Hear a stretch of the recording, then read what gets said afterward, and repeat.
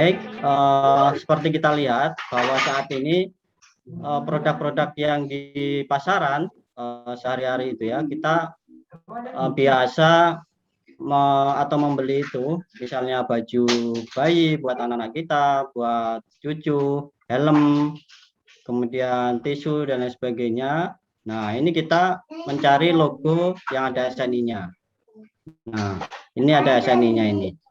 Nah, seperti ini. Nah, kita kalau nggak beli helm, nggak ada logo SNI juga nggak mau kan Bapak Ibu ya, meskipun dibilang sama penjualnya bagus gitu ya. Tapi nggak ada SNI-nya, kita juga nggak mau.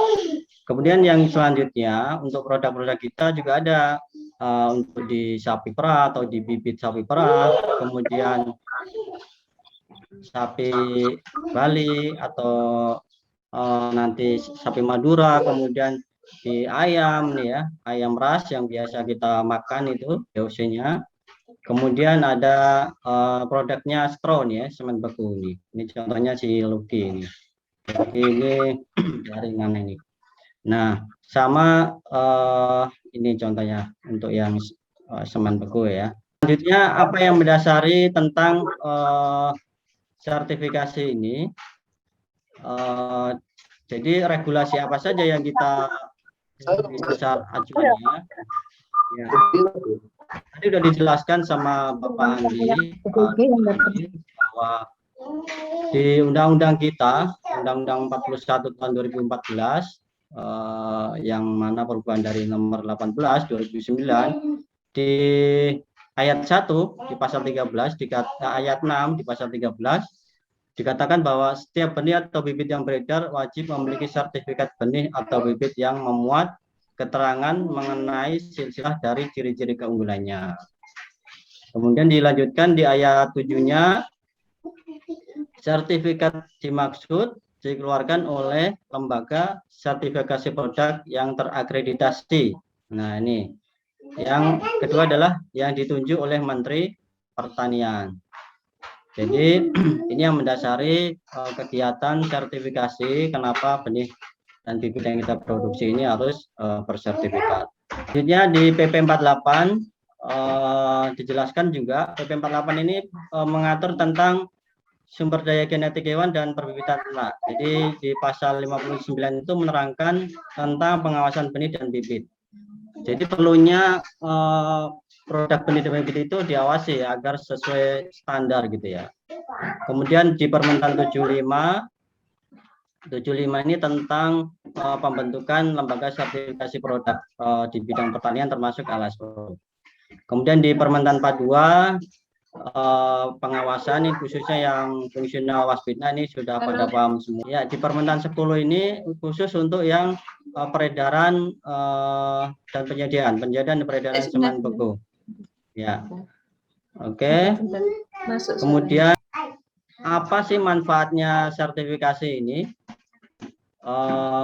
Tadi ada ditanyakan. Yang pertama adalah menerapkan peraturan perundang-undangan, ini sudah jelas ya. Kemudian jaminan terpenuhi persyaratan SNI, kemudian meningkatkan efisiensi dan efektivitas proses produksi ya, otomatis ya kalau kita menerapkan sertifikasi ini proses itu akan berjalan efektif, jadi terukur, kemudian terencana ya, kemudian sesuai dengan waktu. Kemudian meningkatkan daya saing produk. Meningkatkan daya saing produk otomatis ya, kalau kita produknya bagus maka di pasaran juga akan dilirik oleh konsumen ya. Jadi pada saat ini kan kita nggak bisa menjual produknya ya kalau nggak ada SNI-nya ya. Misalnya nggak bisa dipakai buat si komandan dan sebagainya. Kemudian jaminan mutu proses produksi. Jaminan mutu proses produksi ini selain produknya, yang kita lihat itu adalah proses produksinya. Makanya dari suatu produsen itu kita lihat itunya proses produksi dari awal, baik dari biospir masuk, kemudian proses penampungan dan sebagainya hingga menghasilkan produk yang kita produksi baik benih maupun bibit. Kemudian yang keenam dan ketujuh adalah dapat ditelusuri jika ada ketidaksesuaian. Jadi misalnya tidak ada ketidaksesuaian, jadi bisa tertelusur misalnya ini semennya siapa, seteronya berapa, itu ada kodenya. Kemudian itu terrekod di dalam form atau recording di klien atau di produsen, serta otomatis akan memberikan jaminan kepuasan pada pelanggan. Nah, pelanggannya siapa? Misalnya kalau misalnya semen beku, misalnya inseminator, kemudian peternaknya, kemudian kalau misalnya sapi juga akan puas, peternak itu mendapatkan sertifikat atau bibit yang dibeli bagus produksinya. Kemudian selanjutnya kita penerapan akreditasi dan sertifikasi ini sering ditanyakan. Tadi dikatakan bahwa lembaga sertifikasi itu yang sudah terakreditasi. Nah, LS Pro pendidik ternak ini sudah mendapatkan akreditasi oleh CAN. Jadi ini sertifikatnya Bapak Ibu. Kemudian CAN itu kalau kita melihat Rexona ini ya, nah, ini endorse ya. Nah, ini centangnya ini, ada tanda centang ini. Nah, berarti kita sudah terakreditasi oleh CAN.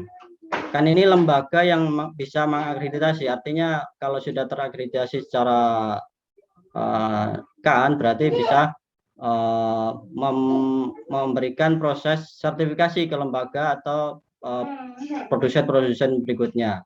Nah, kalau ASPRO ini kan akreditasi namanya. Nah, ini CAN mengakreditasi lembaga sertifikasi. Lembaga sertifikasinya adalah LS Pro. Nah, LS Pro ini menilai kesesuaian SNI-nya terhadap pelaku usaha. Pelaku usahanya bisa UPT bibit, bisa BIBD, BIB nasional. Kemudian, nah nanti hasil akhirnya akan diterima oleh konsumen ini. Jadi LS Pro ini juga diaudit juga Bapak Ibu. Begitu. Selanjutnya adalah keuntungan. Kalau tadi manfaat, sekarang keuntungan. Hampir sama. Yang pertama adalah menjalankan amanah undang-undang. Jadi kalau 67 tadi sudah disampaikan, di ayat 8-nya ini setiap orang dilarang mengedarkan benih atau bibit yang tidak memiliki sertifikat.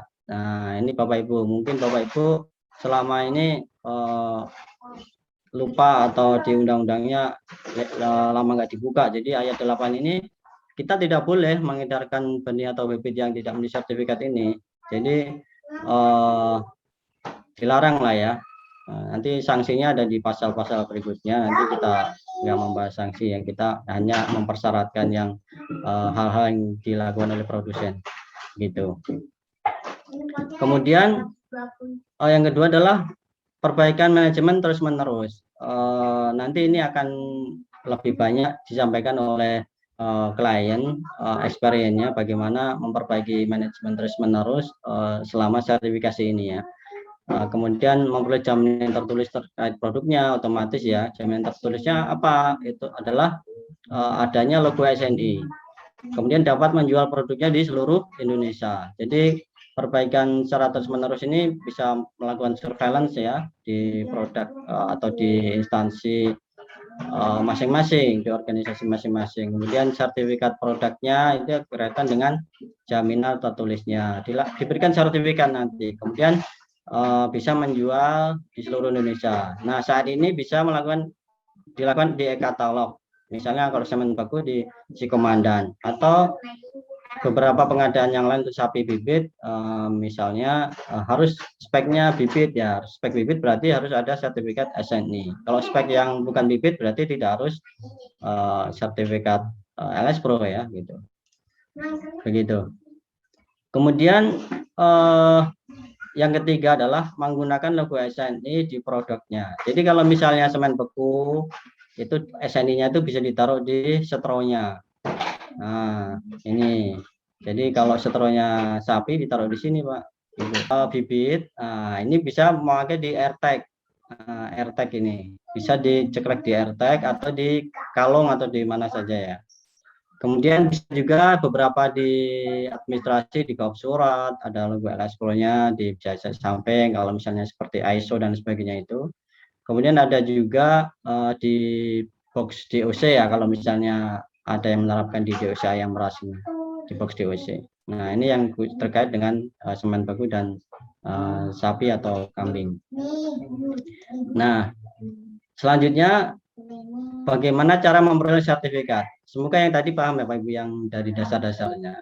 Nah, kita melangkah selanjutnya yaitu caranya memperoleh sertifikat. Nah, pelaku usaha yang harus mengajukan sertifikasi ini bisa dari BPD daerah juga kan, OPTD dan lain sebagainya. Ini harus memenuhi persyaratan dasar. Apa saja persyaratannya?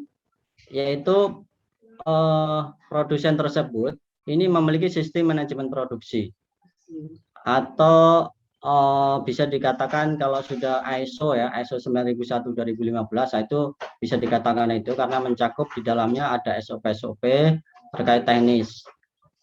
Kemudian di dalamnya juga termasuk GBP, khususnya yang sapi atau kambing yang produk-produk bibit. Kalau yang semen beku ini biasanya kita terapkan, kita arahkan di dalam manajemen pemeliharaan bull. Kemudian produk tersebut sesuai SNI. Bagaimana cara melihat sesuai SNI-nya? Kita seleksi Bapak Ibu. Jadi misalnya produsen itu kalau misalnya bibit, dalam seleksinya itu internal misalnya ya, dalam seleksi internal itu kita mengacu SNI, misalnya kalau bibitnya sapi Madura, kita memakai acuan SNI sapi Madura. Kalau misalnya semen beku, memakai SNI tentang semen beku ruang lingkupnya. Ya, jadi begitu. Nah, apabila kedua hal tersebut sudah sama atau sudah dilakukan pengecekan dan sesuai, maka LS Pro akan menerbitkan sertifikat kesesuaian SNI atau SKSNI. Jadi SKSNI ini, kalau dulu sertifikat produk penggunaan tanda SNI, yang sekarang ini dirubah menjadi SKSNI oleh regulasi yang ada di BSN. Jadi diterbitkan oleh BSN melalui pengajuan di LS Pro begitu. Selanjutnya ini sekilas tentang LS Pro. Ini adalah lembaga penilaian kesesuaian yang melayani jasa sertifikasi benih dan bibit ternak sesuai standar secara mandiri, kemudian tidak memihak, menjaga kerahasiaan, dan menjamin hasil sertifikasi dengan didukung oleh personel yang berkompeten insya Allah ya, dan profesional sehingga dapat memenuhi kepuasan pelanggan. Kemudian selanjutnya adalah kenapa ada LS Pro. Kenapa ada LS Pro ya?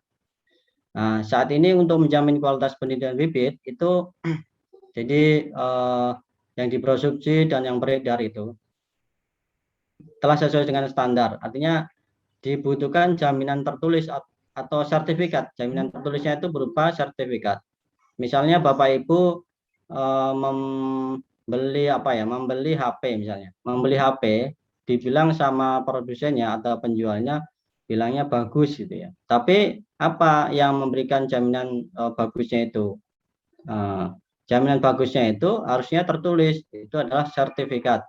Jadi misalnya kita membeli sesuatu barang, di situ misalnya diikut sertakan sertifikat misalnya, atau di situ sudah tercantum logo SNI gitu.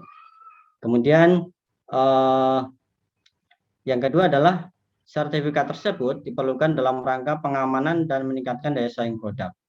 Jadi kalau misalnya menjual produk saat ini ya, misalnya katakanlah produknya sendiri ya, semen beku yang diproduksi sendiri pun tidak bisa dijual, tidak bisa dipakai untuk misalnya program IB atau diedarkan untuk yang lainnya karena tidak ada logo SNI-nya, tidak ada sertifikat semen bekunya gitu. Jadi tidak bisa dijual gitu ya. Meskipun diproduksi banyak-banyak gitu. Jadi sayang gitu ya. Nanti kalau misalnya diedarkan baru harus terpenuhi sertifikat tersebut. Kemudian siapakah pemohon sertifikasi itu? Bisa tadi pelaku usahanya itu bisa UPT atau UPTD, kemudian baik nasional atau daerah ya, PPD atau PTD daerah. Nah, kemudian pembibitan swasta. Pembibitan swasta ini bisa misalnya lebih seringnya ke ayam ras. Selanjutnya nah ini titik kritisnya ya, titik kritis yang dinilai. nanti kan auditor datang ya, ketika auditor datang dari LS Pro, nanti dicek dulu. Yang pertama adalah tahap pengajuan. Ketika pengajuan, misalnya klien atau pemohon pelaku usaha tersebut mengajukan ke LS Pro, akan dilihat oleh tim LS Pro terkait dengan legalitas dokumen. Nah, apakah ini legalitas dokumen ini, apakah dokumen ini sama dengan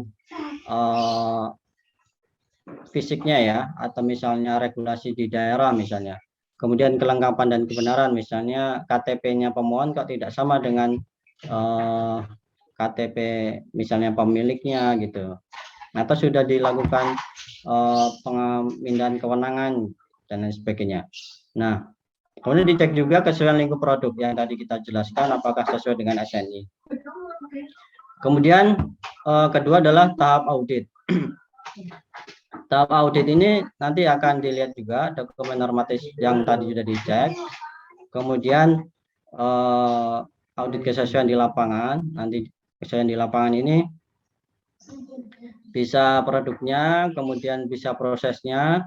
Audit kesesuaian itu bisa pas ketika auditor datang, ketika misalnya prosesnya baik dari awal datang ketika di satpam, di security-nya bagaimana, terkait kesehatan hewannya bagaimana, kemudian sumber bibitnya dari mana, kemudian dari proses penampungannya bagaimana, kemudian dari melaksanakan lab-nya bagaimana. Nah, ini dilihat ketika audit kesesuaiannya. Apakah sudah sesuai dengan SOP yang ada di produsen, dengan regulasi yang di maksud, kemudian terakhir adalah dibawa ke rapat komisi teknis terkait dengan nilai keberterimaan. Nilai keberterimaan ini rata-rata adalah 80%. Misalnya mengajukan sertifikasi 100. Minimal yang bisa diterima oleh LS Pro itu adalah 80 ekor.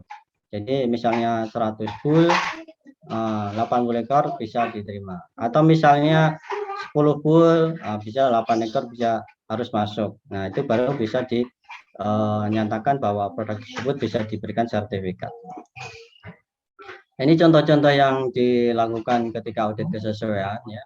Misalnya inspeksi kandang, kemudian persiapan penampungan dan penampungan itu sendiri, kemudian semencarnya bagaimana, kemudian processing di labnya. Ini kalau misalnya semen beku. Nah, ini terkait juga dengan dokumen yang ada di balai atau UPTD terkait ya. Misalnya SOP-nya bagaimana. Kok misalnya SOP yang di sini tertulisnya harus memakai ini ya, wear pack misalnya. Nah, petugas penampungnya atau baju kandang, tapi ternyata kok tidak memakai, cuman memakai kaos biasa gitu. Nah, nanti kita akan menjadikan hal itu catatan. Kemudian misalnya proses penampungannya bagaimana, kemudian semen yang diproduksi atau yang dimasukkan lab itu standarnya bagaimana ini yang masuk ke itu. Nah, ini kita lihat dilihat nanti oleh auditor yang ditugaskan oleh tim LS Pro.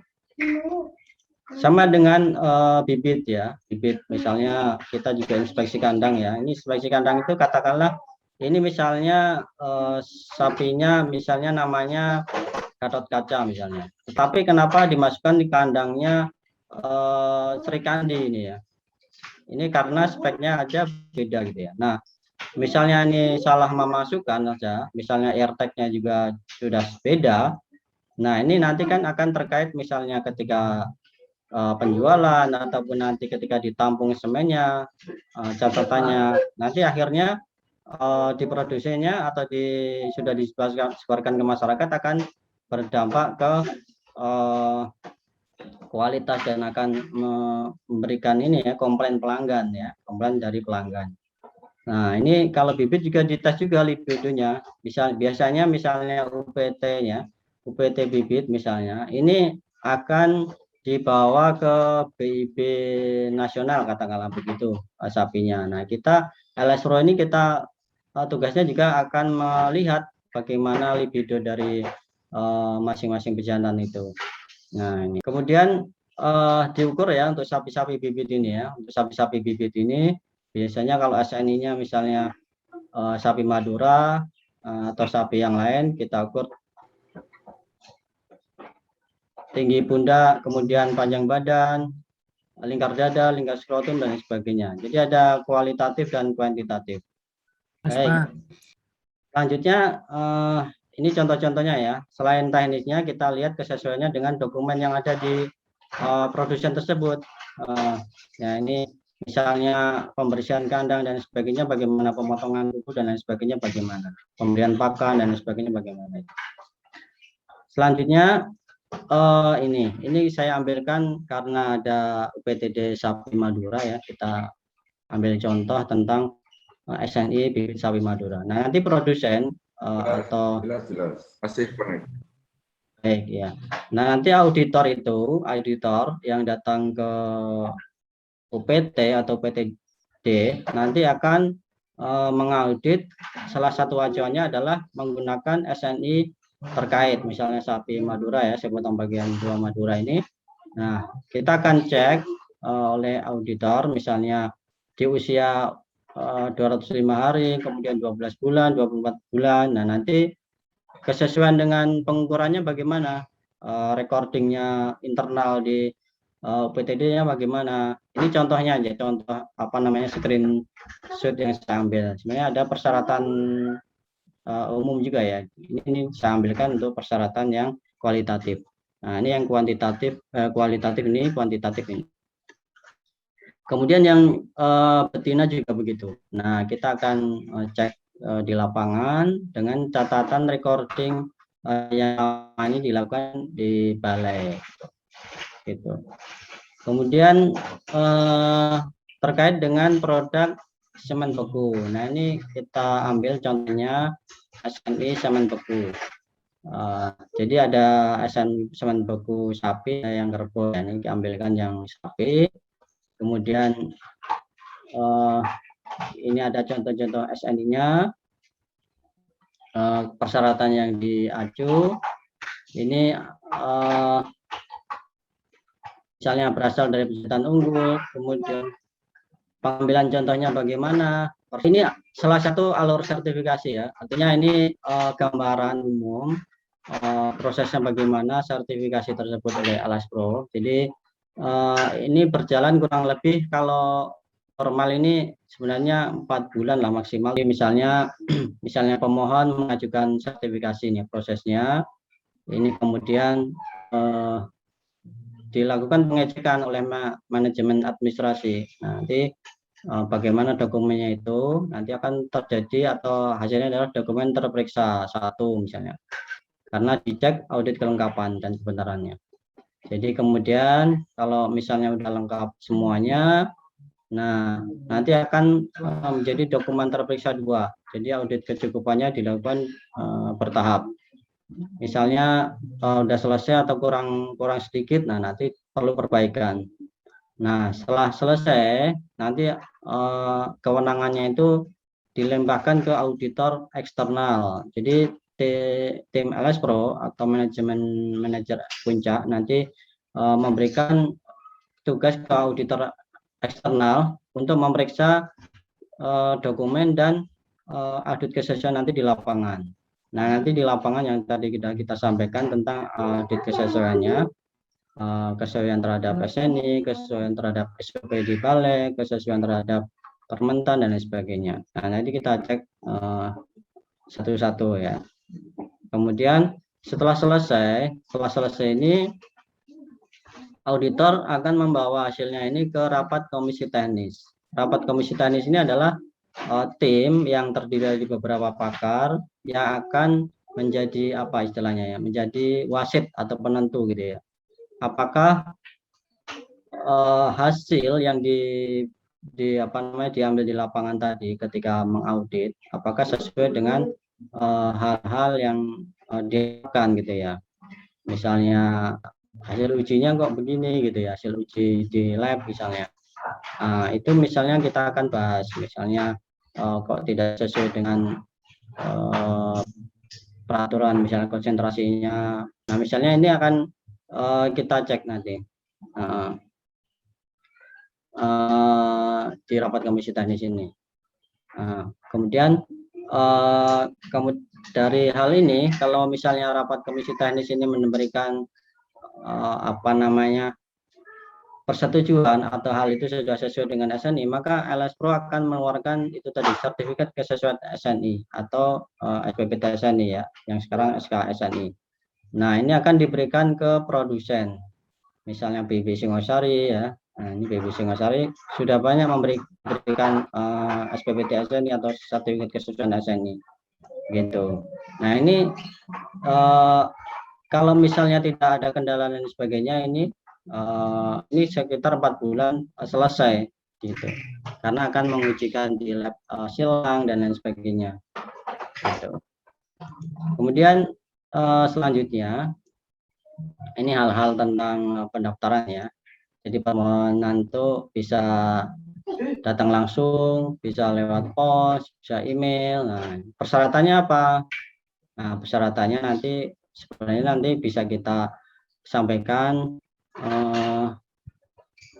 Ini contohnya aja ya, bisa melalui link nanti ya. Misalnya fotokopi KTP, ini standar bakunya ya, fotokopi NPWP, legalitas pendirian, legalitas perizinan usaha. Nah, kalau pemerintah kan ini sudah tidak usah repot-repot lagi ya kalau pemilik pemerintah. Kemudian dokumen normatif sistem manajemen produksi yang tadi kita sampaikan, kalau misalnya sudah ada ISO, nah ini tidak perlu ini lagi karena sudah ada hal-hal teknisnya di dalamnya. Kalau tidak ada, dokumen-dokumen yang ada di balai itu bisa dijadikan dokumen manajemen produksi karena mengacu pada ISO ataupun PSBWT atau pedoman sertifikasi produk benih dan bibit ternak. Nah, kita sampaikan lagi. Kemudian data teknis produk yang diajukan ini ya, misalnya mengajukan bibit. Nah, kita lihat produsen itu mengajukan berapa ekor pejantan, berapa ekor betina, kemudian umurnya berapa gitu. Kemudian salinan sertifikat SKKH. Nah, ini SKKH ini perlu ya, karena tidak mungkin kita melihara ternak itu nggak ada sertifikat atau nggak sehat, itu nggak mungkin ya. Kemudian kalaupun misalnya sudah ISO tadi ini ya, ada fotokopi sertifikat ISO, kemudian serta surat perjanjian kerjasama. Nah, nanti akan disampaikan oleh tim LS Pro ini ya, perjanjian kerjasama. Nah, ini poin-poinnya. Nah, ini tentang dokumen ya. Tadi biasanya banyak bertanya, dokumen yang harus ada itu apa standarnya? Ini, kalau nggak ada ISO bisa mengacu ini. Katakanlah gambarannya tentang company profile. Company profile ini kan misalnya ini bahasa ini ya swasta ya. Katakanlah profil UPT atau PTD gitu. Nah, ini ada menyangkut sejarah, kemudian visi misi, struktur organisasi. Ini sudah umum sebenarnya. Kemudian tupoksinya apa? Jangan sampai tupoksinya menghasilkan benih kok di dokumen itu menghasilkan ini ya, menghasilkan bibit gitu ya. Nah, jangan sampai gitu. Kemudian layoutnya lokasi PTD gitu ya, atau farm kalau misalnya ayam ini ya, atau kandangnya bagaimana posisinya. Kemudian ada terkait gambaran tentang human research development-nya, kemudian audit internalnya bagaimana, atau evaluasi di dalamnya bagaimana. Nah, ini berkaitan dengan dasar hukum yang ada di instansi atau balai. Kemudian nanti ada definisi tentang misalnya terkait hal-hal yang sering dilakukan oleh balai atau PTD. Kemudian mengacu tentang uraian prosedur teknis di balai atau di UPTD. Nah, kemudian beberapa SOP teknisnya, misalnya sarana prasarana, kemudian cara pembibitan, kemudian kesuan, kemudian recordingnya, kemudian bagaimana dengan lingkungannya. Nah, ini biasanya dijadikan SOP ya, SOP. Kemudian kalau lebih kecil lagi, instruksi kerja di masing-masing unit kegiatan, misalnya di kandangnya bagaimana apa saja yang dilakukan. Nah, ini misalnya harus dilakukan rutin dan tidak boleh yang menyimpang dari SOP yang sudah ditetapkan balai gitu. Itu harus dokumentasi ya Bapak Ibu. Nah, ini persyaratan dokumen atau yang harus ada di balai ini ini namanya persyaratan PSBBT namanya dokumennya tadi kita sudah jelaskan tadi gambaran umumnya. Nah nanti ini acuannya. Nah, ini acuan seperti inilah, seperti apa namanya ISO lah kalau Bapak Ibu sudah pernah melihat. Nah ini hampir sama. Kalau lebih gampang yang profil tadi ya, ini profil ini mengacu semuanya ke sini, ke sistem manajemen produksi. Jadi ini misalnya legalitas, kemudian ini legalitas apa namanya UPTD, kemudian hal-hal teknisnya, kemudian tadi sudah dijelaskan tentang visi misi. Nah, kemudian HRD ini Kongres Budaya Malaysia. Nah ini hal-hal yang begitu kita akan sampaikan atau kita lihat di lapangan. Nah, ini contoh tentang sertifikat kesesuaian yang nanti Bapak Ibu terima ketika sudah mengajukan LS Pro. Ini seperti ini gambarannya. Jadi kalaupun di apa store-nya ada SNI-nya, nanti boleh ditempelin SNI-nya. Nah, kalau belum mengajukan sertifikat nggak boleh ditempelin logonya, nanti apa namanya melanggar regulasi. Jadi itu. Nah, untuk gambaran ruang lingkupnya LS Pro ini sudah mengaudit dari beberapa ruang lingkup tersebut. Misalnya tentang ayam apa namanya etik, kemudian sapi, kemudian ada babi juga ya, ada tentang apa namanya ayam ras itu tadi. Ada beberapa SNI yang kita lingkupi sampai 37 SNI. Ini semen beku sapi, kemudian ada domba juga, ya. Kemudian sapi Bali juga dan sebagainya. Itu. Nah, ini beberapa daftar instansi yang sudah mendapatkan sertifikat. Mungkin ada di Bapak Ibu sudah ada di sini ya. Ada Baturiti ini ya. Kemudian Kalsel. Nah, kemudian mana lagi? Ini UPTD sapi Tuban ini pernah juga. Tapi kalau untuk yang Madura belum ya Kak ya. Kemudian ada beberapa swasta di sini ayam meras itu ya. Itu. Nah, kalau Madura belum Pak.